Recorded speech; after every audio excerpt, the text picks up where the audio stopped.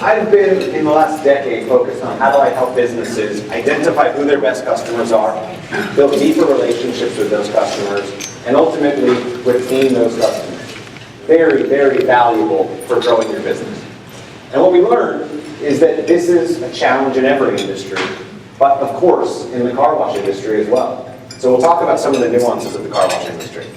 In particular, your consumers, everyone's consumers, are changing. They're starting to focus on the mobile device in their pocket. They're looking to be engaged with in different ways. And so a lot of what I'm sharing today will be some data that will help you figure out, well, what are your customers doing? Many of them you know personally, others you don't. We're going to change that. We want you to know all of them personally. So, is car wash marketing old-fashioned? Maybe, maybe not. What's the power of customer data? Mobile. What does mobile mean? Well, to me it means fishing where the fish are, and I'll get back to what that means. And what is the difference between retention and acquisition? How do we make that core to your marketing? So, let's start with what's unique about the car wash industry. Highly fragmented. 20% market share from the top 50 players. This is not the case in every industry. The pizza industry is heavily consolidated. It's actually the exact opposite. The car wash industry is fragmented. That leads to intense competition, but great opportunities to build relationships with your customers. Peaks and valleys. By day of week, by season, you see heavy peaks and low valleys. Can you balance those out? What can you do about it? 70% of visits come from a highly concentrated piece of your week. Whales. Whales are important in every industry, but when you have a repeat customer coming back over and over again, spending a huge amount of money, 6 to 10 times more valuable than your average customer. You kind of want to know who those people are. You want to be able to do something to build deeper relationships with them. And the last is customer experience matters. And a survey asked, what are the 5 reasons to go to a car wash? Almost all of them are emotional. I want to feel good. I want to look good. I want to be proud of my car. So when you have an emotional buying relationship, you need to actually be able to solicit feedback. You need to be able to respond to it. You actually want to have a connection, just as you would in anything that you do. And so these are factors that make the car wash industry quite unique. Now, I'm not a car wash expert per se. We have a lot of clients who are in the car wash industry. A lot of them are mid-sized chains, just like those of you that are here. But a lot of what I'm going to share today is actually generally applicable retention science. How do I identify these customers? How do I build deeper data relationships with them and act on them? It's not that marketing's not happening. Clearly, many of you are spending a lot of your budget on marketing. I like this quote. We found all of the marketing platforms, direct mail was still the most effective. So marketing's happening. We found lots of ways to do it. Right? Let's think about a couple. Show of hands, how many are doing direct mail today of the operating? These are coupons, these are mailers, a reasonable number. Social media, Facebook and Twitter. Good, about an equal similar number. What about punch card loyalty programs? 1, 2, a couple, okay?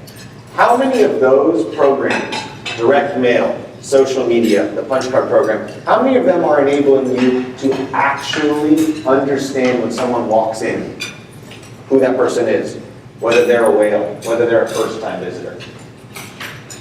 Not many. Here's another problem. 48% of car wash customers receive online communication via email. But there's a lot of evidence to suggest it's not doing what it used to. Open rates on email used to be in excess of 50%. They're plummeting. They're going down. And when you think about your experience, you're getting overwhelmed by email too, just as a consumer. You don't open as many emails. You don't respond to as many emails. The channels are changing for how consumers want to be engaged with. And you want to adapt as well. So what does it mean? This is what we're adapting from. And this is not specific to the car wash industry. I love this photo because this typifies to me what we have all been doing in marketing for a long time. We get out our megaphone and we're screaming to anyone that'll listen. Take my mailer, take my coupon, take my email, whatever it is, to a faceless crowd. What do we hope? We hope that some of those people out there are going to come in and spend money. And we can measure in aggregate that that's happening. We send out a mailer, we see a spike, that's good. But that means the only recourse the next time you want to see that spike is to get out your megaphone again and start screaming to the same faceless crowd and hope someone responds. You're stuck with these blurry faces out there. They're spending money, but you don't know them. So do these challenges feel familiar? Huge day of week or seasonal fluctuations. You might be asking yourself, I wish I could drive more visits during slow times of the week, during bad weather days. I don't really have a great way of doing it other than whipping out my megaphone. Constant coupons or discounts. One of the things we found from some of our customers in the car wash industry is hooked on the need, constantly doing at a regular cadence these discounts because of fear. If I stop doing the discounts, is traffic going to decline? Is my business going to go away? So I have to keep doing it. Lost one. No brand loyalty. So the fear, right? Is someone coming to me and going to some other car wash? Is it actually just a purchase of convenience? I've been working so hard on the quality of my service, on the quality of my product, and yet I can't keep them loyal. I don't know the answer. And am I losing these whales? The big customers, the fleets, the professional drivers, the people that go mudding. These are the people that are coming in quite often. They're spending a lot of money. What happens if you lose them? What happens if you don't even know who they are? You won't even know when you lose them. These are the concerns with traditional marketing. Because when you get out the megaphone and it's a faceless crowd, you can't answer some of these questions. Consumer expectations are changing. So this is not a sleepy industry. There is a huge desire to innovate. It is a $6 billion industry and it is growing. There is very, very thoughtful consideration going into how do we build deeper relationships with customers. It's not that. It's that it's hard. Mass emails can be impersonal and response rates are declining. We're all getting better at how we send emails, but the rate at which consumers are stopping their engagement with emails is outpacing us. Email is not what it used to be. A lot of programs that are meant to drive that loyalty and long-term relationship, they fail in that they don't give you data.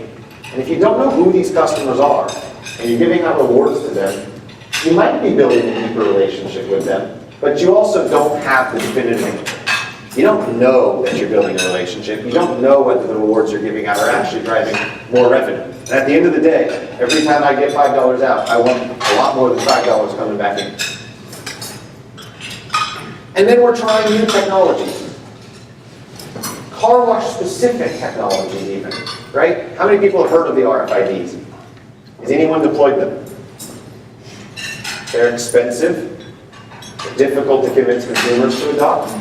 It's technologically complex. But there are ways that are being innovated on in the industry to develop these relationships with customers. So we're trying. So how do we fix it? How do we actually build deeper relationships?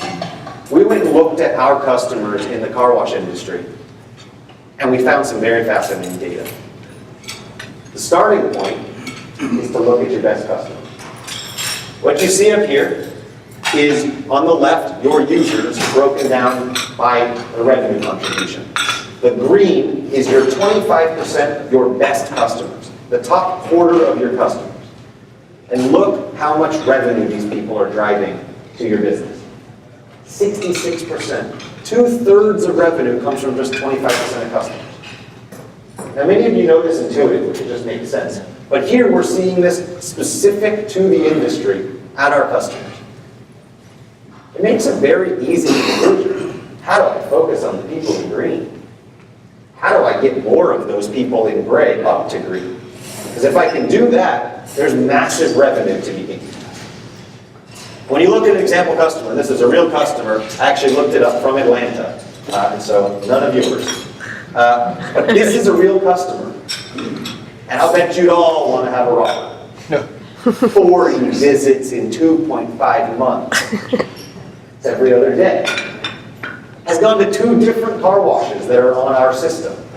So it's not actually particularly brand loyal, as it turns out. But coming in every other day and spending $12. It's amazing.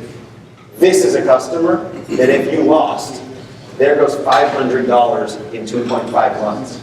That's thousands of dollars a year. If you don't know who Robert is, you're going to want to know. Robert's deeply in the green, the very top of that bar. So this is why it's important. If we're trying to build deeper relationships, and we're trying to understand how can we rapidly grow the business, starting with the people in green matters.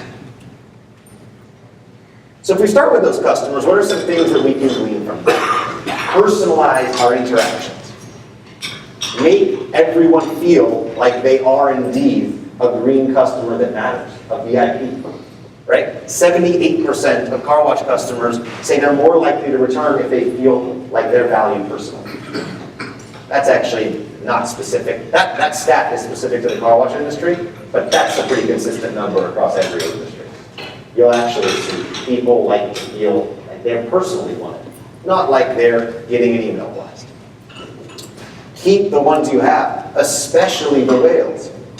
If that person is a Robert, losing Robert could mean $200 a year on average. Robert's case, it could mean losing $2,000 a year. That's not good for growth. Keeping Robert around matters. And in fact, there's a second piece of that. Turning more people, the people that were in the gray, into a Robert, now you're generating incremental thousands of dollars per year. And the last, get feedback from your customers. And the second part matters, and actually care. People do heavy research before they go to a car wash. Some studies show that they actually look up 6 different car washes on Yelp. More importantly, when you respond to feedback through whatever channel, paper feedback cards, Yelp, some feedback tool that you're using, you have a 22% higher chance of seeing that person return just by responding, just by making them feel heard and cared about. This is something that we have seen consistently across industries. And when you think about your own experience as a buyer, you have a good experience, it's nice to feel like people recognize you. You have a bad experience, it's good to know that you've been heard. People want deeper relationships.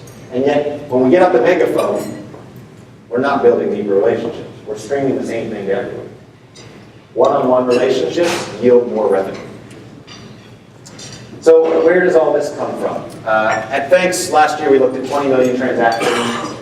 We found a couple things. 25% of customers create 2/3 of revenue. That's not the stat I just showed you. That's actually across 18 different industries. Car washes are not unique here, yet again. Your VIP customers matter. But that's across 18 industries, and you can see the breakdown, 64% in this case. And this one is scary. Across industries, 70% of customers that show up today don't come back. 70%. That's a concern because that's real money walking out the door. And to make up for someone that doesn't come back, you got to go send a coupon. You got to go put out an advertisement. You have to pay extra money to get a new person in for the first time. Holding on to your existing customers who have had a good experience is the fastest way to grow revenue. So how do we change it so that it looks like this? It matters because if we can identify the right people to talk to, customer retention is 7 times more cost effective. That means if I take a new customer and I take an existing customer, it costs me $7 to get a new customer to come in the first time. That might actually equate directly to a $7 discount. It costs me $1 to get a repeat customer back in the door. Multiply that math over and over again. This is real return on investment in your marketing spend. This is what matters. Focus on the people that you have identified in the green, or they have arrows here. So this is why businesses invest in loyalty. This is the whole reason why businesses invest in loyalty, is take all the money I'm going to spend on investing in my customers, and instead of spreading it across a faceless crowd, really invest in the people that matter, right? That is a more efficient use of resources. That's what loyalty programs effectively are supposed to do. How do I reward my better customers, and how do I tend to ignore my promiscuous customers? And I use that word very, very specifically. It's very accurate. There's a category of customers who are just promiscuous. They don't care about you, they don't care about your experience, they really are just going to go get their car washed anyway. They're not people you want to spend a bunch of money retaining, because they don't care, and no amount of money you spend is going to get them to spend more money with you. But if you spend it on the people in the green, the whales, there's a lot more money you can find, and you can retain that you have. Car wash loyalty programs, and this is an interesting stat, among their best customers can see massive changes in behavior. 30 to 50% increases in visits. You also have the opportunity to upsell. One of the things that is unique about this industry is you have very high margin upsell opportunities. But you're not going to give them to everyone, right? They take time, they take energy, you have a limited amount of resources. But you can give them to the whales, people coming back, and make them feel special. So everyone should have a loyalty program. Of course we should launch one, and we'll just get all these punch cards and do it. It's unfortunately not that easy. It's not that easy. If it was as simple as putting out a punch card offering the 10th wash free, you wouldn't have read this far. If it was as easy as buying a fancy POS system, then nearly every car wash in the country would already have one. We've already established that the numbers make sense. Unfortunately, it's not that easy. Having the right tool only gets you to the top. I think this quote is accurate. We've been plagued by punch cards, I'll use as an example, but more broadly, by technologies that make a promise, but don't show us money. Why are we spending money on these technologies? Why are we giving out discounts if we cannot directly prove how much money they're bringing back in? Right? That's the key. That's what Anthony's talking about here. Because if we can't prove that the ROI is coming in, let's stop spending the money. So, a couple keys to success. Has anyone here struggled with a point-of-sale integrated loyalty program and ultimately given up? It's painful. It can really, really be painful. The point-of-sale is the core. You're processing payments. If the integration fails, it's a problem. Effortless consumer participation. How many of you have signed up for a plastic loyalty card and do not have it on you right now? Shock. We've all done it. I have 0 loyalty cards on me. I've signed up for hundreds. If you make consumers jump through hoops, they just stop engaging. We, not to be offensive to all of us, but we're lazy. We just don't like doing things that are hard. And so I have to carry a card, I have to check in on Yelp, I have to, whatever it is. I might do it a couple times, but I'll eventually stop. 60% of consumers that sign up for a loyalty program churn out within the first 6 months. 6 months. You didn't keep them very long, you didn't get much data if they churned out within 6 months. Integrated big data analytics. What does that mean? Capturing data about your customers and understanding what to do with it is actually the key to a loyalty program. Segmenting new customers, active customers, churned customers, the VIPs in green, and treating them differently. That's what big data means. It means actually starting to treat your customers as if each one has their own spending profile, which of course they do. Automated, personalized campaigns. One of the things we've heard from our car wash customers, I have to do a lot of things. I'm a retailer, I'm a service business, I run a massive hardware infrastructure. I have a lot of headaches every day. Marketing is not always top of that list, which is a shame because marketing could be the thing that really grows my business. Marketing could be the thing that allows me to launch new locations. But it's not my top concern. If I can automate it using that data, it helps. And then the last, millennial-friendly, mobile optimized. Whoa. Millennials. Millennials are the fastest growing and largest spending demographic our country has ever seen. And they're only getting bigger, and I'll come back to that. And one thing you'll notice about all of us versus 10 years ago, we're attached to our phones. Every one of you has your phone within a foot of you right now. No. Many of you have it out if I've lost your attention already. Millennials are even worse. They don't only have their phone on them, they are on their phone for 3 hours a day, actively looking at it. They're sleeping for 8, 7, 6.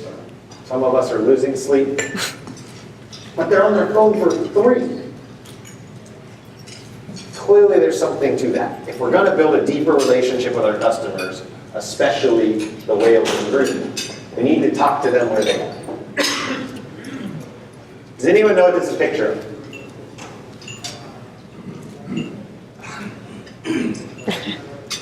It's in Italy, if that helps. This is the Vatican. Easter celebration. This is the announcement of Pope Benedict. 2005. There's some guy with his phone. There you go. Whoa. This is Pope Francis. 8 years. Wow.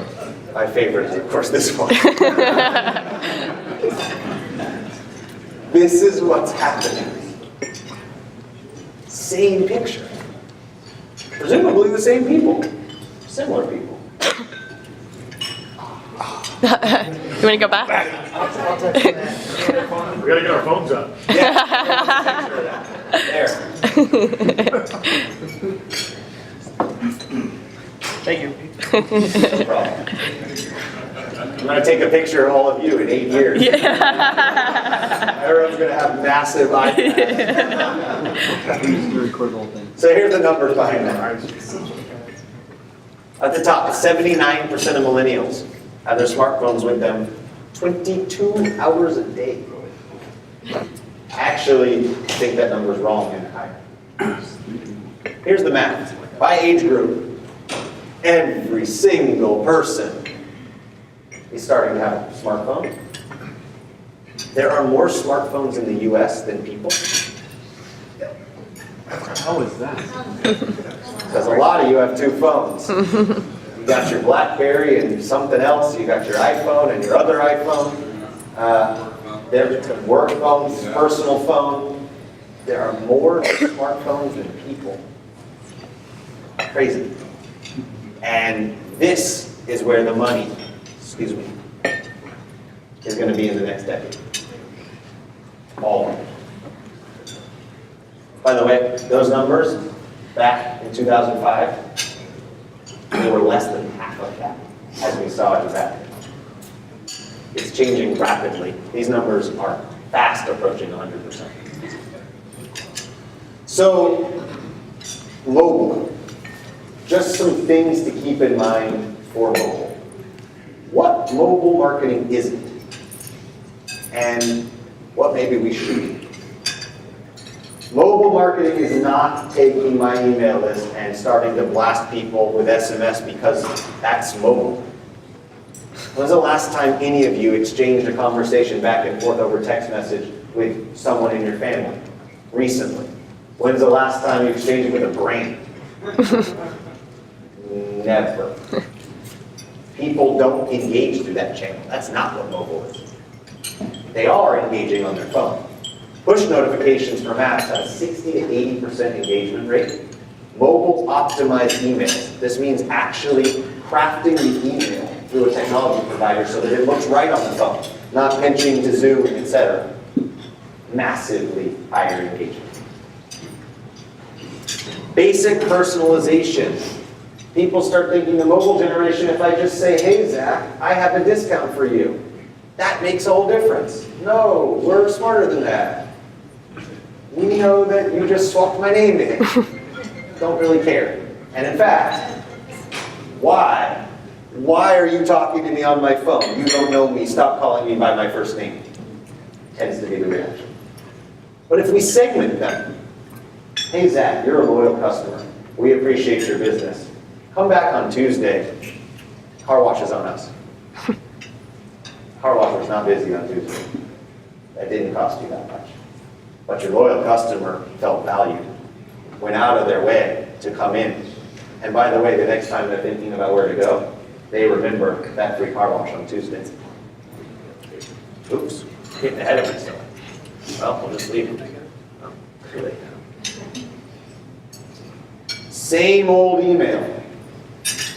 I'm just going to send that email. We talked about this before. And hope that it looks good on the mobile device, because they might not check their email that often when they're at home, but now they have their phone. They can check their email anytime they want.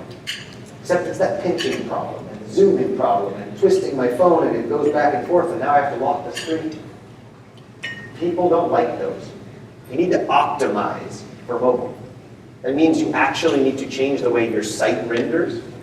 That means you need to make sure that your email provider is actually mobile optimized. This is a question you can ask any technology vendor that you're working with. If it is marketing, your website, your promotions, is it mobile optimized? If it's not, don't work with them or make them mobile optimized. Here's a mistake we all make. My marketing, I do operation stuff on Mondays, and then Tuesday morning I come in and that's when I do all my marketing, and I just batch it all. And that kind of works for email, because the reality is there's not that many people sitting at their email waiting for you to send them the email and they're going to open it immediately. You kind of get this trickle of opens over the course of the week. That's just how email works. Mobile doesn't work that way. You click go, I get it on my phone. So working around your own schedule isn't good. You have to work around the consumer schedule. You need to send them promotions to their phone when they would actually engage with them. The example I give our restaurant customers is quite clear. If you are sending out a promotion for lunch at 9 p.m., 0 people are going to remember tomorrow when they're hungry for lunch. It doesn't matter that it's convenient to you to send at 9 p.m. because you got all your other work done. You have to engage when the consumer wants, and in a mobile generation, it's even more. So you collect location data, and then what happens is people come up with a brilliant idea. Since I know where you are, I'm going to send you a promotion the second you drive by. Which kind of makes sense. Until you put yourself in the shoes of the person driving by. And you're late to go to your kid's soccer game, and someone spammed you with some discount that you don't care about that's only good for the next 15 minutes. And you're thinking, I don't have time for that, and leave me alone. It happens. You have to be very sensitive to how you use this data. Right? One thing that's useful, we use a technology called Beacon for some of our customers. This is Chaper Local. Now you actually know when the person's on data. This is a VIP that spends thousands of dollars with me a year, and they just drove up on a slow day. Instantaneous promotion using that location, now that's very powerful. Now that is a game changer and doesn't feel creepy or spammy to them at all. It feels like you have a one-on-one relationship with them. And then the last is email and mailing and traditional advertisements of all kinds. They're a one-way communication. Get out your megaphone and you scream, and you're not expecting them to scream back at you. Right? You just blast things out there. In a world of mobile, nothing is expected to be one way anymore, right? The speed with which someone expects a response immediately is high. And so if you're treating mobile marketing as a one-way communication, you're losing some of the value. Soliciting feedback via mobile is incredibly powerful. We do customer surveys immediately after a consumer makes a purchase with our program. I make a purchase, and suddenly I get a prompt, how was your experience? Well, tell you my experience right now on my phone while I'm sitting here. And I can get a response back. And when it's really good or when it's really bad, that's game changer. Remember, 22% higher likelihood to return.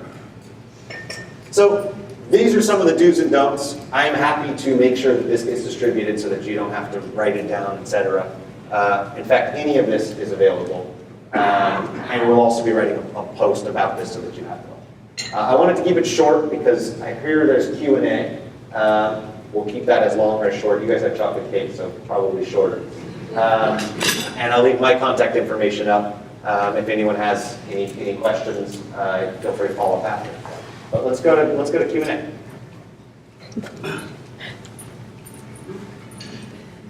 Chocolate cake. Every time. Yeah. How are you collecting the data so that you can actually use this effectively? Yeah, so the traditional loyalty program, the challenge is you have to have your consumer do something. They have to jump through a hoop with a plastic card, a punch card, a check-in on their phone, whatever it is. The technology that we've built, thank you for teeing me up. The technology we've built that's proprietary is it's tied to the consumer's payment plan. So all a consumer does to actually engage is pay as usual. Swipe my credit card, I paid, I was going to do that anyways, and now our customers capture that data. Zach spent $12 on this car wash on this date at this location, etc. We use that as the basis for all of the marketing campaigns that we build. They're kind of like Square, it's the same. Similar, except no change in the payment structure, no change in your processor, no change in your hardware, nothing at all. We basically, our customers call us, we flip them on next day, and start tracking their data without any changes being made. Yeah. You said earlier that you would, when doing all the promotions, whether it be direct mail or punch cards or anything like that, I've had a lot of experience working with multiple operators, and you go from one guy that's got one side, and then he gets one or two or three more.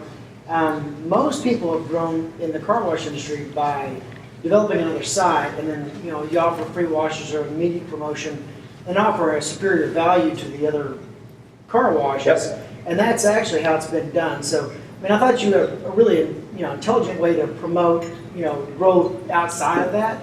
But that's been a pretty stable, staple for our industry to go around just kind of like, go by growth. So I want to commend you on that, but I also wanted to think that, so guys that have multiple sides, I know with one guy that's an operator in Dallas that promotes site-specific, but then the promotions are crossed over. Yep. And I thought that was very intelligent too. So what do you have to share on that? Yeah, so the question is actually something that generally I consider brand loyalty. There is location, convenience in many cases, right? True measures of brand loyalty is what percentage of your customers go to multiple sites, right? Because effectively what that means is not as part of their routine. They're going out of their way, or when they're in a different part of town or whatever it is. Can I just, Yeah. I want to just inject there because the industry standard used to be 3 miles of work or home, and now it's really actually closer to about 2 miles of work Yep. or home that I've seen in recent data that I've seen. So, I just wanted to inject that for. I think that makes a lot of sense. We've actually seen two trends that counteract each other, and this is across industries. A lot of purchasing has gotten closer to the home, but actually because marketing can be more effective now, you're actually able to move customers a lot more. That's what brand loyalty actually does. If someone has a good experience, feels valued, and knows that they're going to get rewarded soon, when something opens up closer to them, they're not going to defect, right? And if they did, perhaps more importantly, now you'll know that that customer left and be able to do something about it. One last thing. Yeah.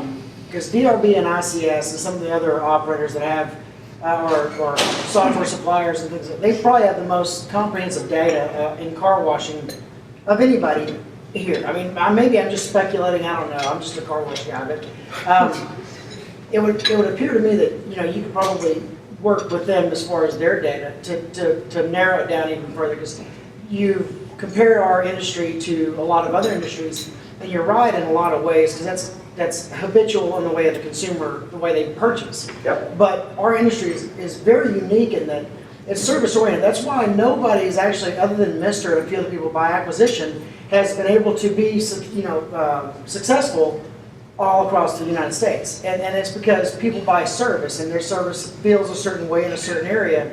And I don't know if anybody in this room would disagree with me, but maybe, and I'm into a debate, but I think that may actually help you sell to us what your services are. So you may want to keep that in mind as you move forward. Absolutely. I'll tell you the customers that we have that have not gone that route so that you can see the difference, and then some that have actually, because I think you're spot on. The integrated approach doesn't work for everyone. They don't have the right hardware. Or more problematically, you drop a bunch of data on an operator that doesn't have the time. Many of us just simply don't know what to do with it all, right? And that has been the traditional model in not only this space, but a lot of others, which is, here's a bunch of data about your customers, go figure it out. And the first analysis everyone does, to your point, because I've seen it over and over again, zip code. Where are my customers coming from? But then what do they do immediately after? Once I know my big zip codes, I blast a mailer to them. Right? Well, then they think they're done. And And then they think they're done. But Zig Ziglar, you know, we've been reading this, there's probably stuff that you did like pre-graduate, whatever it is that you do, because you seem pretty smart. They'll tell you that you focus on your core business is actually all of your deal, and you've actually done a better job of, anyway, so I tip my hat to whoever hired this guy, so good job. Anybody else. So carry on, I'll shut up. So. I paid him for the extra chocolate cake.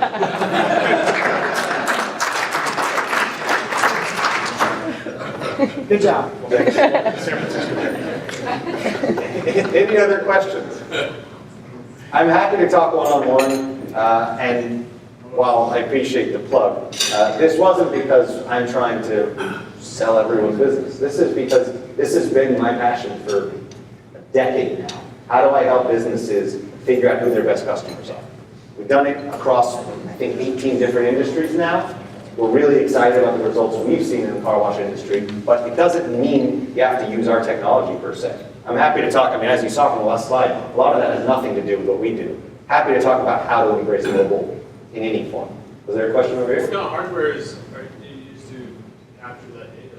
Yeah, so the piece that we're most proud of from a technology standpoint, no hardware, no point of sale integration, no change in the consumer behavior of any kind. And that is a first in any industry. Are you allowed to discuss it? Yeah, so what we do is actually tied to the consumer's payment. What the consumer will quite literally do is show up, pay with their credit card, Visa card, MasterCard, whatever, right? That transaction is actually passed on to us through relationships we have with all the credit card networks. And so we can see that data. It's completely secure. We've actually never seen the consumer's credit card number. We don't touch it. We know nothing about it. But because of those relationships, we're actually capturing a broad set of customer data without changing the consumer's behavior and without making you install new hardware, new point of sale, whatever it is. That's kind of the key here, especially because a lot of the bigger businesses in the industry have grown through acquisition, don't have a unified hardware system, don't have a unified point of sale. No one wants to spend a bunch of money just upgrading your systems before you can even start looking at the data. Yeah? Do you find that the top 25% evolves or changes? Or is it 25% is stable? No, it certainly evolves. One of the challenges with traditional loyalty programs is I'm giving out money consistently with the hope that people stay in the green area. But my program doesn't adapt when someone actually falls out of the green area, right? Think about it. I need to make 8 visits. I'm at visit 4, and then I stop coming. It's not like you get some siren going off that says, oh, you're losing a big customer, right? Just effectively nothing happens. Automated campaigns. So one of the things that we do, we call it customer win back. When someone is going along at their normal spending and they start falling off, hit them with a promotion. Here, hey, you're super valuable. I want you to come back.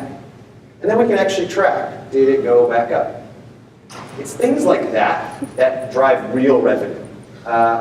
People fall out of the green. The other thing to do is, of course, how do I get these people in the gray up to the green? And oftentimes the answer is stop letting them go to your competitors. A lot of customers are multi-brand customers. When you have a good reward program that makes them feel special, when they give feedback and they get a response, they'll start going a little further and you'll basically get more share of wallet. That's the best way to get people to agree. Is there some data that you can go from the card swipe to getting social media out to someone else? Yeah, so that's what we do, exactly. And so we're able to tie someone's social profile with their spending data. And basically, about Roger, who we saw up here before, you know demographic, zip code information about Roger. You don't have any of Roger's personal information, of course, but you can engage with Roger as a real human. And that's part of what changes the game. Yeah? Just another, sorry, I don't. No, it's a great question. The credit card, so assuming, like, I had a credit card stolen in Vegas, oddly enough, recently, so cancel that one, or, just, what plan B, switch the deal. So do you track the multiple, is it all like tied into one guy, or, because that would be super aggravating if Yeah. I buy, and I paid last time with this credit card, got another one, now I'm getting multiple deals. Yep. Now you kind of devalued, in essence, like that personal touch that you branded, which I think is excellent. Totally. So do you? Yeah, so a consumer can actually register as many cards as they want. And that's part of the key, because many of us have a debit card and 2 credit cards, and then we lose one, and then we replace it. And it's kind of a moving thing. And so you have to actually treat a customer like a customer as opposed to just like a single card. So we roll up all of those payments to a single person. Okay, that was my, okay, Yeah. I wasn't, all right, yeah, thanks. There's a gap I'm missing somewhere. I'm hoping you can fill it for me. Sure. You can capture certain data off of a credit card. Yep. We all know that, right? But where does it turn into the mobile piece? Yeah, good You question. kind of alluded right there that there's some sort of sign up or something. Yeah, that's occurred. so most of our consumers, not all, will actually sign up on their mobile phone. So you'll go and sign up at you'll see a link on your favorite car wash website. You'll see it on their Yelp profile. You'll get an email blast about we have a program that's rewarding you for being our best customer. Click the link, you get a branded sign up page. In that process, I sign up, I say who I am and how I'm going to pay. And from that moment, and one or multiple cards, however, from that moment forward, that data is being tracked and I'm getting rewarded without changing my behavior. I can track my progress right on my phone. And so one of the things that's perhaps neatest about the program, I walk in, I make a purchase, my phone is in my pocket, my phone is on the seat next to me, whatever. Second later, my phone buzzes and says, hey, come back in the next week and we'll upgrade you to a better wash. Instantaneous, real-time feedback, and I didn't have to do anything different. I just paid. And so that's where the mobile piece comes in, is that push notification.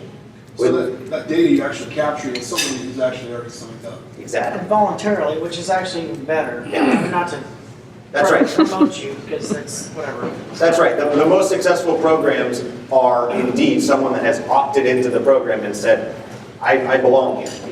Mostly because you don't want to be rewarding promiscuous customers. I go back to that all the time. Those people are not worth your discounts. Yeah. One thing I didn't hear about was your thoughts on social media. Yeah. Everybody loves Facebook and Twitter. I mean, I've tweeted and Yeah. done my stuff since I've been sitting here. What's your thoughts on that? I understand, capturing that data, but how's the integration with that taking it to the next level? It's great. My opinion on social media is it is an incredibly powerful force. Where it is most powerful is where you can connect the dots to revenue. One of the things that we get caught up in sometimes is I'm going to worry about the number of people that mention me on Twitter or the number of Facebook likes or whatever it is. The problem is those don't turn into revenue. They're kind of yet another metric, but not the one we care about. When you can tie it back, it's very effective. And so good social media campaigns actually say, to my 10,000 people on Facebook, here's a promotion that's unique to you. And then I have a way of tracking, did they engage? And if I can do that, I'm using social media with great efficacy. It's the call to action. I always tell it, just like my kids, I'm like, listen, here's the call to action, Yeah. do this. And it's just like training anything else. But Exactly. yeah, it's You call to want, at the end of the day, what we all care about is revenue. And so we don't have enough time, none of you have enough time to do things that aren't going to drive directly to revenue. It just doesn't make sense. And so that's one of the challenges that social media has faced. A lot of people spend a lot of time and energy and then they can't prove that it actually drove more people into the door. Yeah. How is this going to? How do you have this integrating right now with car washes that are using, for instance, ICS, for instance, or these things? How? I mean, I can tell. I can have someone get a little email to them saying, "Hey, next time you come in, the car wash is on you." well, that's great. How do I make that happen now? Yep. You know what I mean? I have a machine that automates everything. How Great is that question. supposed to translate into them coming and actually redeeming this? Yeah, we've done it a couple different ways. Some that are pretty mind-blowing and some that are a little more manual. If you have a basic car wash, $10, we can push that discount directly back to the cart. And so we actually quite literally eliminate all of the added steps for you. The consumer pays and gets a discount immediately back, and notification says that car wash was free because you're a valuable customer. Oh, that's awesome. We can also do barcodes, coupon codes, all the standard stuff you're doing. Anything that you're using to redeem a promotion right now, we can do that. And so we work with any of those. Coupon code, barcode, show me a VIP program, we do all of them. The reality is, even in the car wash industry, there's a variety of hardware, right? I mean, we think there's some major players, but if we pulled the room, there's actually quite a few different IT solutions in place. We basically don't care what it is. That's part of what we needed to do. Thanks. Yeah. This side's active. You guys got your cake first. We don't need to go any longer. You guys have a long night ahead of you. I'll stick around if there's any questions. We've left some stuff in the back if you just want to read a little bit more, and feel free to come chat with me if you want. Thank you all for the time. I hope you guys enjoy your tour of Levi Stadium tomorrow. It's really awesome. So have a great day.